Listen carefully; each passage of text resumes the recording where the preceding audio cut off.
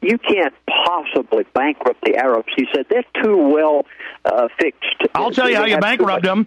You get them leveraged in derivatives in the 1.5 trillion, quadrillion, 1,500 trillion. They're all extended in the debt bubble that the Rothschilds and Rockefellers set up. So you can see the master setup. 100 years ago, the Arabs were nothing but nomads roaming the deserts riding camels, and they're going to put them back in the same position they were 100 years ago. They always set everybody up. They build them up and then knock them down. Yes, and if you look at history, you find that every somewhere between 75 and 100 years, whoever the power elite happened to be at that time, they will destroy one culture and build another, and they're in the process right now of destroying the Arabs. They're going to take away the middle class of America. They're going to build new structures in Indonesia and Russia. And he told you this. And he told you this. He told me this. He said every bit of this is going to happen.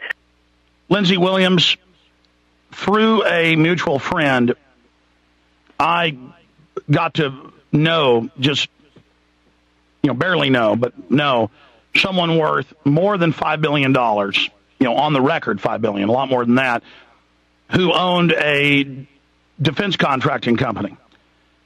They said 2 years ago, and that's why they left, they said they had to be gone by early 2008, that they had to be out of the country because, quote, the United States will not exist for all intents and purposes.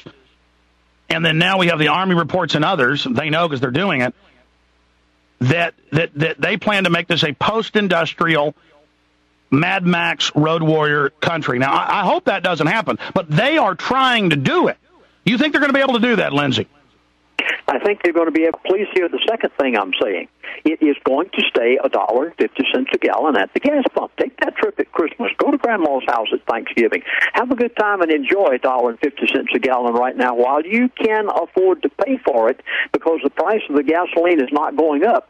But the money that you have to pay for that gasoline with is not going to enable you to even pay $1.50 a gallon 6 months to a year from now. Explaining they've cut the money supply off to the people while gorging the banks full of it to buy everything up. They've made themselves cash flush with our tax money. They've cut the blood supply off to the economy. It is literally dying like a zombie or somebody who just had a heart attack and's got 3-4 minutes to get their heart going again before the brain dies. Lindsey, here's the $64 million question, or the $64 trillion question.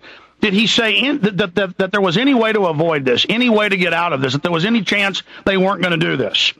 He made no indication whatsoever that there was any way around this, and the reason is they want to totally bankrupt the Arabs, and in order to